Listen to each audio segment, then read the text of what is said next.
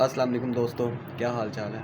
आज मैं कुछ ज़्यादा व्लॉग के लिए वीडियो तो नहीं बना रहा, लेकिन मैं सिर्फ इतना कहूँगा कि ये वीडियो ज़रूर ज़्यादा से ज़्यादा चलनी चाहिए ताकि किसी को इंसाफ मिल सके।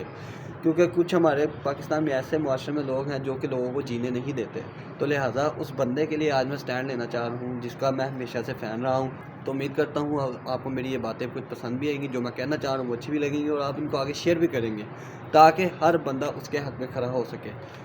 तो लोग सुने सबसे पहले छोटा सा पैगाम जो कि वो बंदा अपने मुंह से कह रहा है। I am simply here to apologise. मेरे किसी भी कंटेंट से अगर आज तक कोई भी नेगेटिवली इम्पैक्ट हुआ है, मैं उस चीज़ के लिए माफ़ी मांगता हूँ। मेरी हमेशा से सिर्फ यही इंटेंशन रही है कि मैं लोगों को एंटरटेन करता रहूँ और कुछ ना कुछ जो है वो मैं नया लाता रहूँ। लेकिन मेरे अनजाने ना अनजाने में अगर मेरे से कोई कंटेंट कभी ऐसा पोस्ट हुआ है जिससे कुछ नेगेटिवली इम्पैक्ट हुआ है, या कोई प्रमोशन ऐसी हुई है जिससे कोई नेगेटिवली इम्पैक्ट हुआ है, मैं उस चीज़ के लिए पूरे कौम से माफ़ी मांगता हूँ। वो बंदा है जो कि ऐप्स को प्रमोट करता था, और वो प्रमोट क्यों करता था आपको भी पता। अगर आपको भी कोई कहेगा कि यार मैं आपको पैसे देता हूँ, आप मेरे लिए ये चीज़ करता हूँ, आपको जल्दी कही तो ये समझ आएगा नहीं यार ये गलत है कि सही है, लेकिन आप ये कहोगे यार चलो पैसे आ रहे हैं मैं कर लेता हूँ तो इसमें क्या है। अब मैं सिर्फ ये कहना चाह रहा हूँ कि यार इस अकेले ने इन ऐप्स को प्रमोट नहीं किया, बहुत सी आवाम है जिन्होंने प्रमोट किया। सबको रगड़े ना, सबको पकड़े, ये खाली इसी के पीछे क्यों। अभी मज़ीद आगे सुनिए। तरीके से तफ्तीश करो। जबकि मैं डे वन को आया हूँ, मैं सब कुछ मोबाइल का पासवर्ड, मैंने लैपटॉप के पासवर्ड, मैंने जीमेल के पासवर्ड, मैंने एक चीज़ नहीं छोड़ी। मुझे आज जितने ऑफिसर्स थे वहाँ पे, मुझे एक ऑफिसर आके दिखा दे, बता दे कि डक्की भाई ने हमें ये चीज़ नहीं थी दी इसलिए हमने मारा है, वो तफ्तीश के अंदर इस जगह कोऑपरेट नहीं था कर रहा इसलिए हमने मारा है। मुझे एक बंदा आके दिखा दे यार। मेरा 23 दिन का रिमांड लिया, मैंने पहले 23 मिनट के अंदर उनको सब कुछ दिया।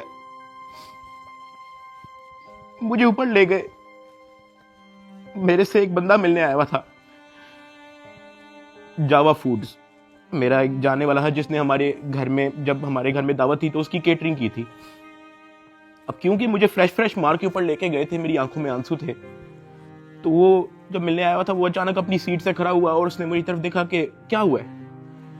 मैंने कहा कि यार मैं इनके साथ पूरी तरह कोऑपरेट कर रहा हूँ, वो फिर भी मुझे मारी जा रहे हैं, मुझे माँ बहन की गालियां दे रहे हैं। तो अगर आपकी यहाँ पे किसी ऑफिसर से बातचीत है, आप उनसे काइंडली रिक्वेस्ट करें कि यार मुझे मारे कम, या मुझे तब मारे जब मैं आपको कुछ छुपा रहा हूँ या आपको कुछ गलत बता रहा हूँ, तब मार लें, लेकिन मुझे मारे कम। डकी ने अपने इस वीडियो में साफ साफ कहा है कि उन्होंने मेरा 23 दिन का रिमांड लिया और मैंने पहले 23 मिनट के अंदर अंदर ही अपनी सारी चीज़ें उनको दे दी थी, जिसमें उसका लैपटॉप के पासवर्ड आ जाती, जीमेल के पासवर्ड आ जाते, उसके फ़ोन के पासवर्ड आ जाती, इवन के उसका मोबाइल वो भी उनके पास ही था NCCI में।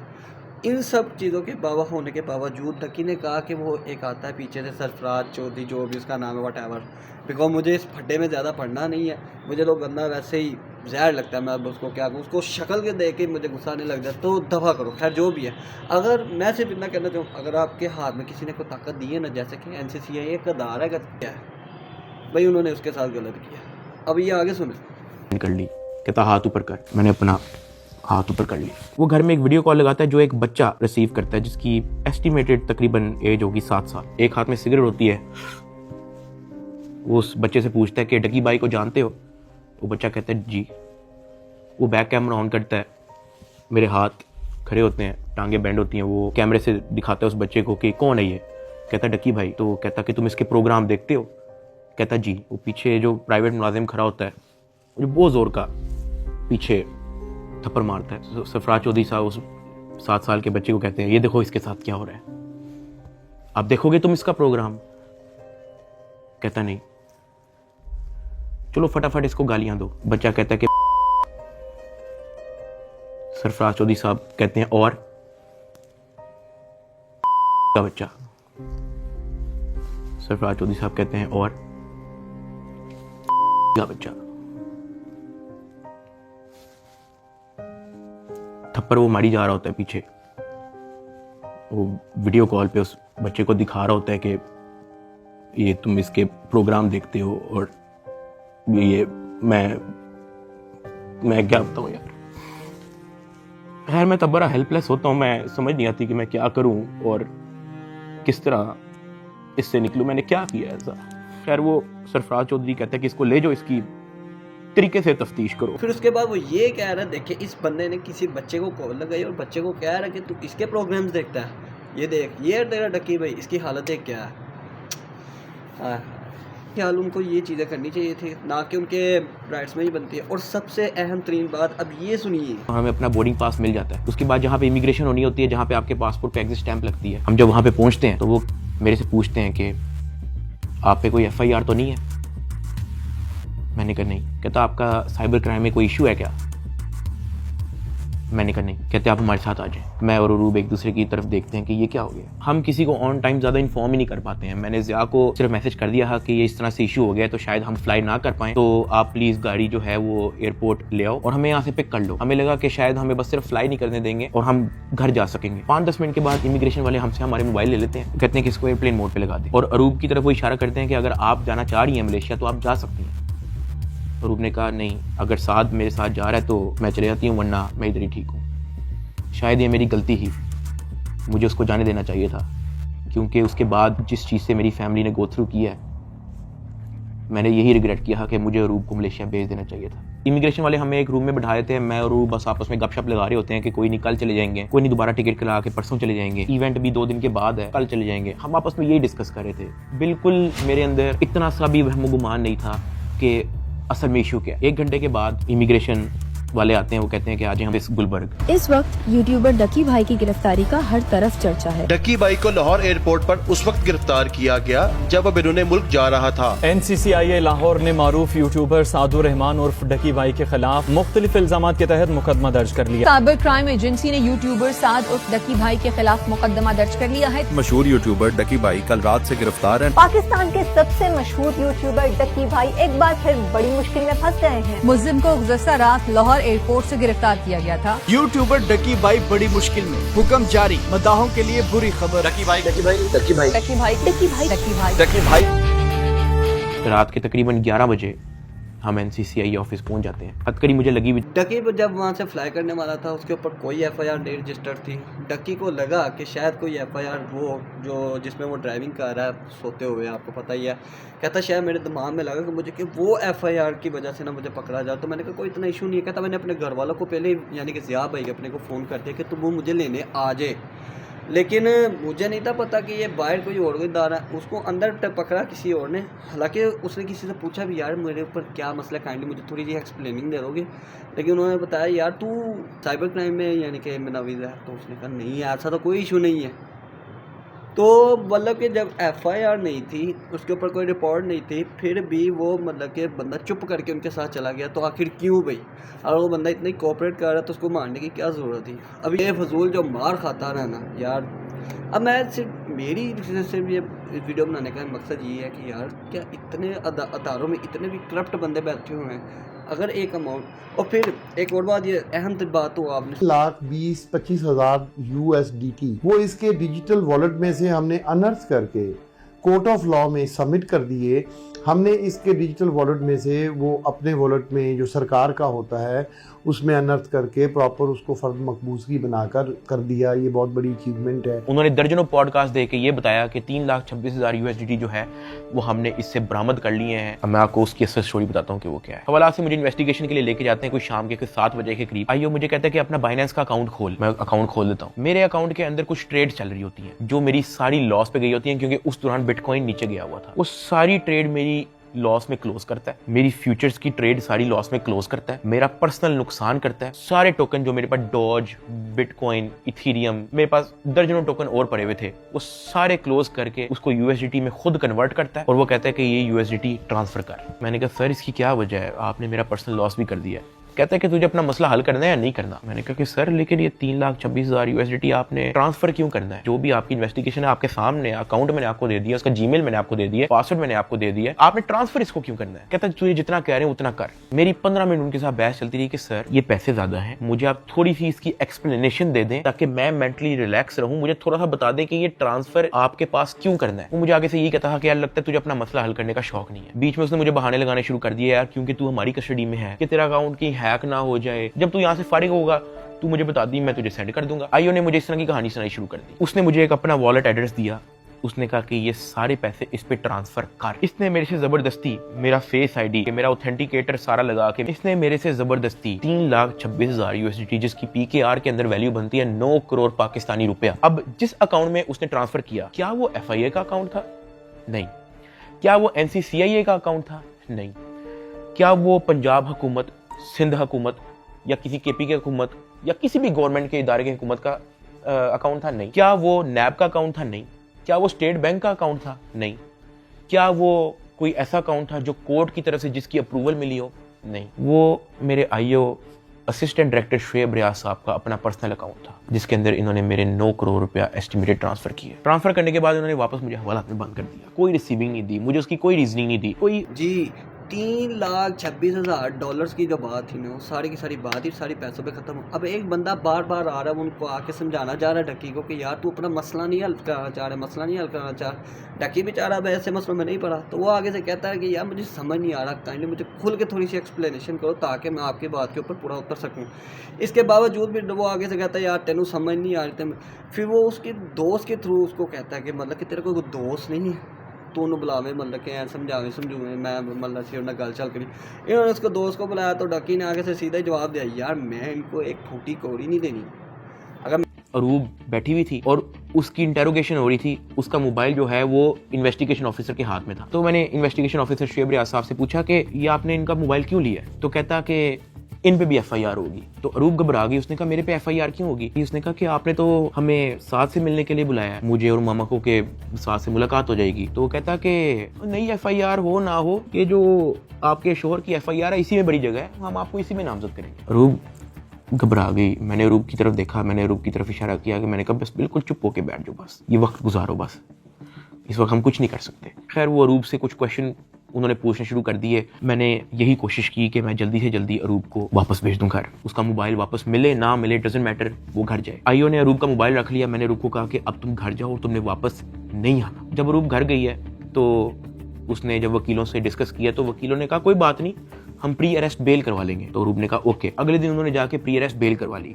जब उन्होंने प्री अरेस्ट बेल करवाई तो प्री अरेस्ट बेल की खबर पहुंच गई इदारे में, NCCI ऑफिस में, IO के पास और सरफराज चौधरी एडिशनल डायरेक्टर के पास। इन्होंने फिर से मुझे कहा कि अपनी फैमिली को मीटिंग के लिए बुलाएं। मैंने घर वालों को कॉल की क्योंकि उसकी प्री अरेस्ट बेल हो चुकी थी। मैंने कहा चलो अब इसको खतरा नहीं है और इसका मोबाइल भी उनके पास है, तो I think it's not a big deal, मैं बुला लेता हूँ। ऑफिसर्स ने जो है मेरे घर कॉल करवाई। मैंने कहा कि अम्मा वो बड़े अफसरान, एडिशनल डायरेक्टर और इन्वेस्टिगेशन ऑफिसर्स बुला रहे हैं, तो बाकी घबराएं ना, कोई इस तरह कोई नेगेटिव मीटिंग या इस तरह का कुछ नहीं है, तो आ जाए। मेरी माँ और अरूब प्री अरेस्ट बेल करवाने के बाद एडिशनल डायरेक्टर रूम में आ गए। सरफराज चौधरी साहब कहते, जतोई साहिबा आप अपने आप को क्या समझती हैं, आपने प्री अरेस्ट बेल करवा ली है? तो अरूब ने कहा जी।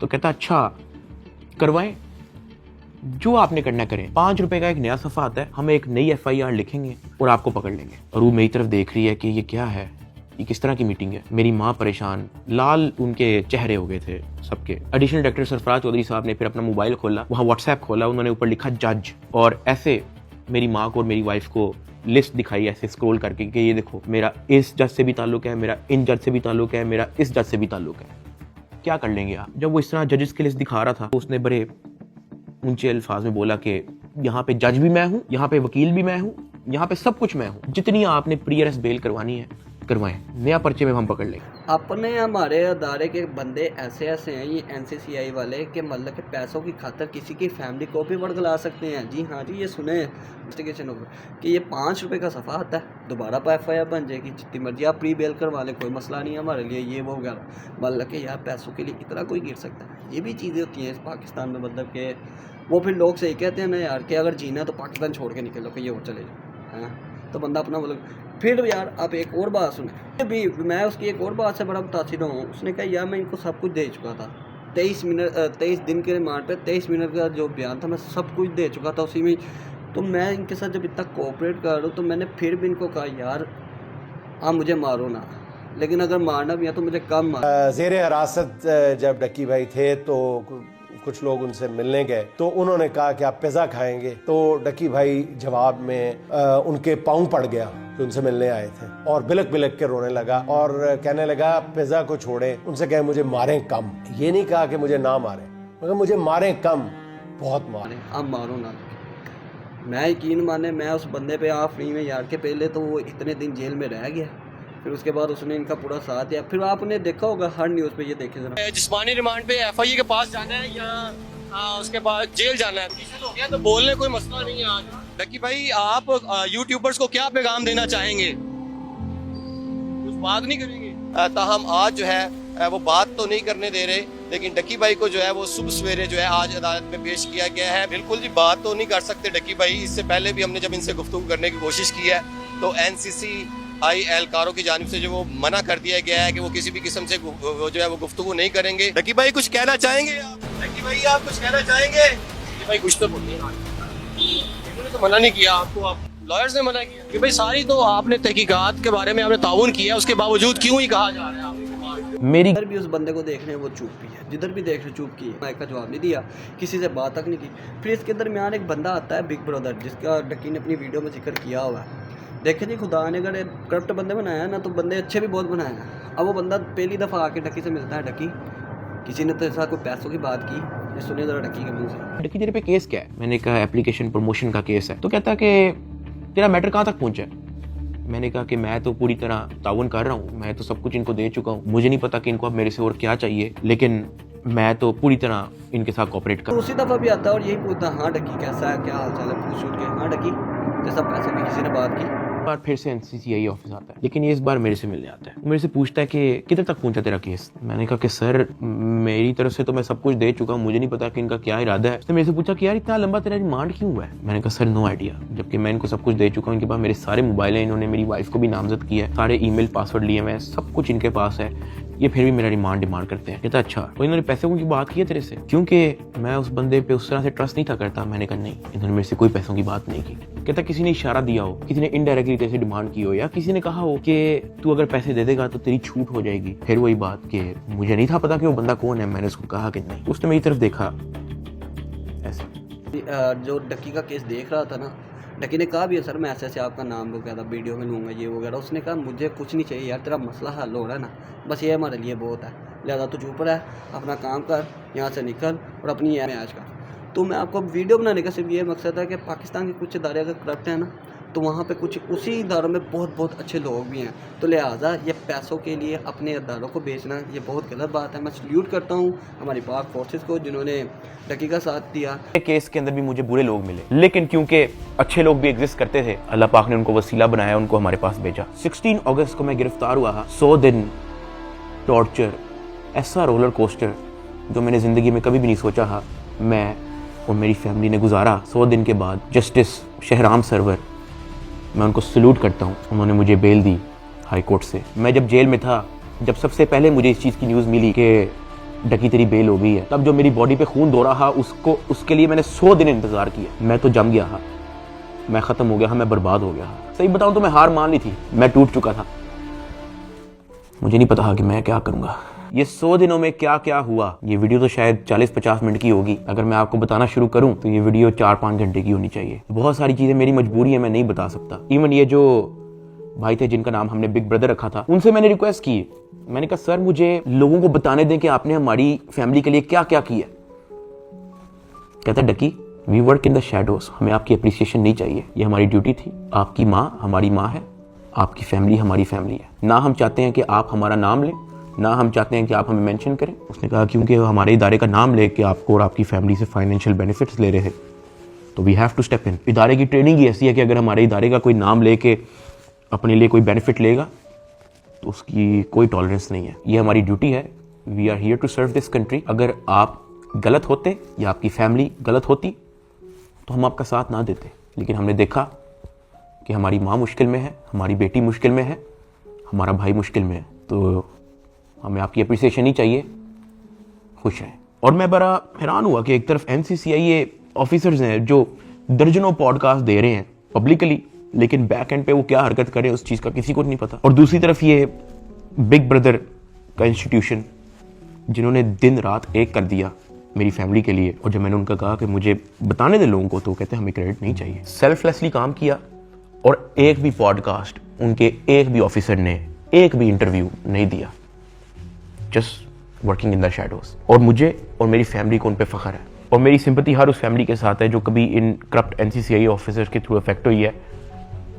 अल्लाह पाक किसी की फैमिली को उस चीज़ से ना गुजारे जिस चीज़ से मेरी फैमिली गुजरी है। एक और चीज़ की बड़ी कन्फ्यूजन थी कि मेरे एक्चुअली वकला कौन है। तो मेरा केस जो है वो बैरिस्टर अमृत शेख देख रही हैं और एडवोकेट उस्मान लतीफ़ जो मेरा केस आगे परसू कर रहे हैं। लेकिन मैंने सबकी वीडियोस देखी हैं, जितने वकला हैं जिन्होंने मेरे लिए स्टैंड लिया, मैंने सबके टिकटॉक वीडियोस देखी हैं। मैं दिल से उन तमाम एडवोकेट्स का शुक्रगुजार हूँ जिन्होंने मेरे लिए स्टैंड लिया। इस पूरे 100 दिन के अंदर जो मेन सवाल लोगों का था ना, वो ये था कि यार डकी भाई आप तो इस मामले से फारिग होने के बाद मुल्क छोड़ के चले जाओगे। लेकिन मैं आप लोगों को एक बात बताऊं, 8 साल हो गए हैं मुझे यूट्यूब पे आए हुए। मैंने सिर्फ अच्छा टाइम देखा है। जहां 8 साल इस मुल्क ने मुझे सब कुछ दिया, इस मुल्क के लोगों ने मुझे प्यार दिया, इस मुल्क के लोगों ने मुझे सपोर्ट दी, तो ये 3 महीने की मुश्किल में मैं मुल्क छोड़ के जाऊंगा तो ये तो मेरी सेल्फिशनेस है कि जहां 8 साल इस मुल्क ने आप पे कोई मुश्किल नहीं आने दी, तो 3 महीने की मुश्किल पे मैं इस मुल्क को छोड़ के कैसे जा सकता हूं।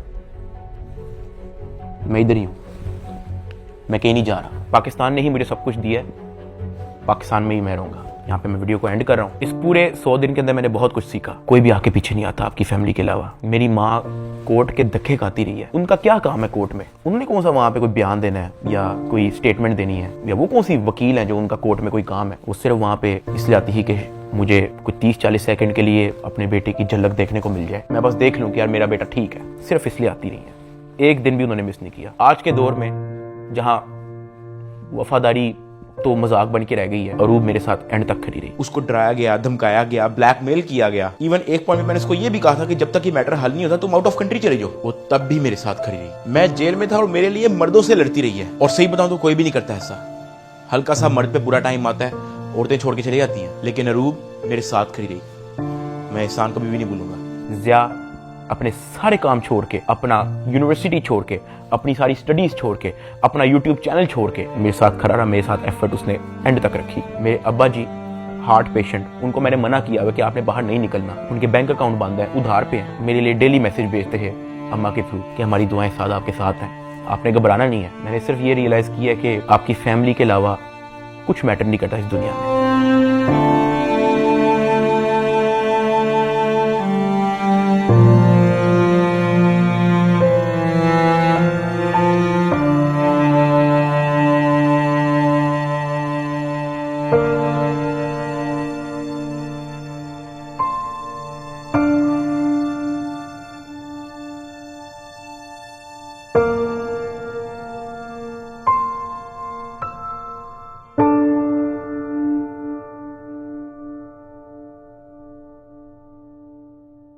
और मुझे पता है कि मैं इस वक्त स्टेज पे नहीं हूँ कि मैं किसी का नाम ले सकूं, लेकिन I want to thank field marshal Asim Munir साहब and director general of military intelligence, जिन्होंने इतनी प्रोफेशनलिज्म दिखाई और मेरी फैमिली को इस करप्ट माफिया से निकलने में मदद की। और ये जो बिग ब्रदर जिनका मैंने जिक्र किया है, मैं तो जेल में था, मेरी फैमिली को कुछ भी नहीं पता था।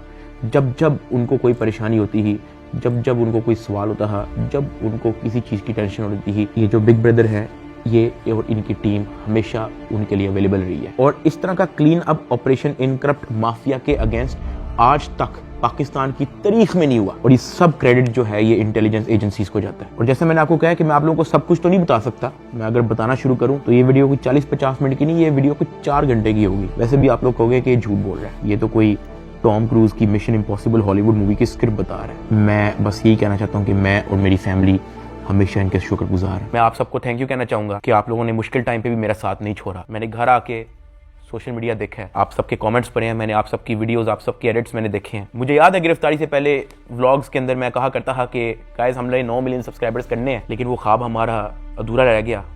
मैं गिरफ्तार हो गया, मेरे पास मेरा चैनल भी नहीं था, मैं जेल में था, मुझे लगा कि सब कुछ खत्म हो गया, this is the end, Ducky भाई is no more, he is finished. अचानक एक इंचार्ज आता है, कहता है डकी भाई तेरे 9 मिलियन सब्सक्राइबर्स हो गए हैं, मुबारक हो। That is where I realised